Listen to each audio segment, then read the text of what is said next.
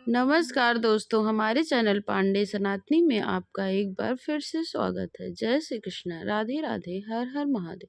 आइए दोस्तों, सुनते हैं सोमवार व्रत कथा। प्राचीन समय की बात है। एक गांव में एक साहूकार रहता था। साहूकार बहुत अमीर था, लेकिन उसकी कोई संतान नहीं थी।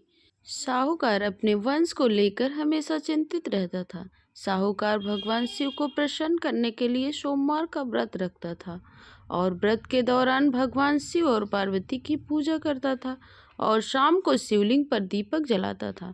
साहूकार की पूजा अर्चना को देखकर एक दिन माता पार्वती ने भगवान शिव से कहा कि हे प्रभु, यह साहूकार आपका परम भक्त है, प्रतिदिन आपकी विधि विधान से पूजा करता है। मुझे लगता है कि आपको इसकी मनोकामना पूरी कर देनी चाहिए। शिव ने पार्वती जी की बात सुनकर कहा, हे गौरी, यह संसार एक कर्म क्षेत्र है। जैसे एक किसान अपने खेत में बीज बोता है, कुछ वक्त बाद पेड़ में वैसे ही फल मिलता है, उसी तरह इस संसार में आर्थिक जैसा कर्म करता है वैसा ही उसे फल मिलता है। भगवान भोलेनाथ बोले कि हे पार्वती, इसके कर्मों में संतान सुख नहीं है। लेकिन माता पार्वती ने भोले भंडारी से दोबारा आग्रह किया और कहा, हे नाथ, फिर भी आप इसकी मनोकामना पूर्ण कर दीजिए। यह आपका परम भक्त है। अगर आपने अपने भक्तों की इच्छा पूर्ण नहीं की तो आपकी पूजा आराधना क्यों करेगा और कौन मानेगा आपकी पूजा अर्चना को। माता पार्वती की आग्रह करने के बाद भगवान शिव ने अपनी कहा, यह साहूकार बहुत धनवान है और इसके कोई पुत्र नहीं है, इसलिए यह सदैव चिंतित रहता है, लेकिन इसके भाग्य में संतान योग ही नहीं है। अगर तुम इतनी आग्रह कर रही हो तो तुम्हारी आग्रह के अनुसार मैं इसे पुत्र प्राप्ति का वरदान दे देता हूँ, लेकिन इसका जो पुत्र होगा वह केवल 12 वर्ष तक ही जीवित रहेगा। फिर रात्रि में साहूकार को स्वप्न में दर्शन देते हुए भगवान शिव ने कहा कि हे साहूकार, तुम्हें पुत्र रत्न की प्राप्ति होगी, लेकिन तुम्हारा पुत्र दीर्घायु नहीं रहेगा, बल्कि 12 वर्ष तक ही सीमित रहेगा। यह सुनकर साहू तो प्रसन्न हुआ और साहूकार ने इस बात को सुनकर पूजा अर्चना जारी रखी और कुछ दिनों बाद साहूकार की पत्नी गर्भवती हो गई और उसने एक सुंदर बालक को जन्म दिया। बालक के जन्म से घर पर हर्षोल्लास का माहौल था, लेकिन साहूकार खुश नहीं था, क्योंकि उसको पता था कि उसका बालक केवल 12 वर्ष तक ही जीवित रहेगा और उसने किसी को यह बात नहीं बताई। जब साहूकार का बेटा 11 वर्ष का हो गया तो उसकी पत्नी ने कहा कि अब हमें इसका विवाह कर देना चाहिए, लेकिन साहूकार ने मना कर दिया और शिक्षा नियुक्त करने के लिए उसके मामा को बुलवाया। पैसे देकर उनके साथ काशी जाने का आदेश दे दिया। फिर साहूकार मामा भांजे से कहा कि जहाँ जहाँ आना रास्ते में यज्ञ हवन करते जाना, ब्राह्मणों को भोजन कराते हुए जाना। दोनों मामा भांजे ने ऐसा ही किया। काशी जाते वक्त रास्ते में जहाँ भी रुकते वहाँ यज्ञ करते और ब्राह्मणों को भोजन कराते। ऐसा करते करते एक गांव में पहुँचे जहाँ राजा अपनी पुत्री का विवाह एक ऐसे राजकुमार के साथ करवा रहा था जो एक आंख से काना था। दूल्हे का पिता इस बात से चिंतित था कि दुल्हन पक्ष को यह पता चल जाता है तो राजकुमारी का विवाह से करने से मना न कर दें। इसलिए वह शख्स साहूकार के पुत्र को देखता है और उसने सोचने लगता है कि इस बालक के स्थान पर इस साहूकार के पुत्र को दूल्हा बनाकर बिठा दिया जाए। दुल्हन के पक्ष वालों को इस बात का पता भी नहीं चलेगा और विवाह भी हो जाएगा। दूल्हे के पिता ने साहूकार के लड़के को इस बात के लिए राजी कर लिया और साहूकार के बेटे को दूल्हे का वस्त्र पहनाकर घोड़ा चढ़ा दिया और घोड़े पे चढ़ाकर तोड़न रस्म पूरी हुई। फेरे की जब बारी आई तो दूल्हे के पिता ने साहूकार के पुत्र से अनुरोध किया कि तुम दुल्हन के साथ फेरे भी ले लो, तब विवाह संपन्न हो जाए तो यह बात किसी को पता न लगे।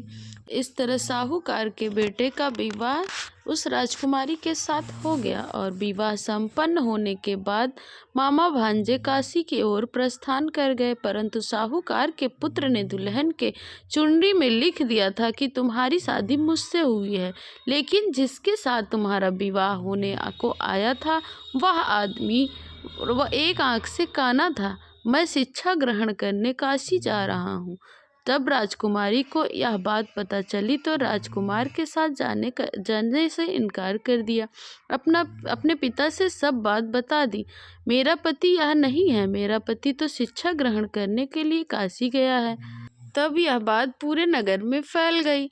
मजबूरी में दूल्हे के पिता को सारी बात बतानी पड़ी और दुल्हन के पिता ने भी अपनी बेटी को भेजने से इनकार कर दिया।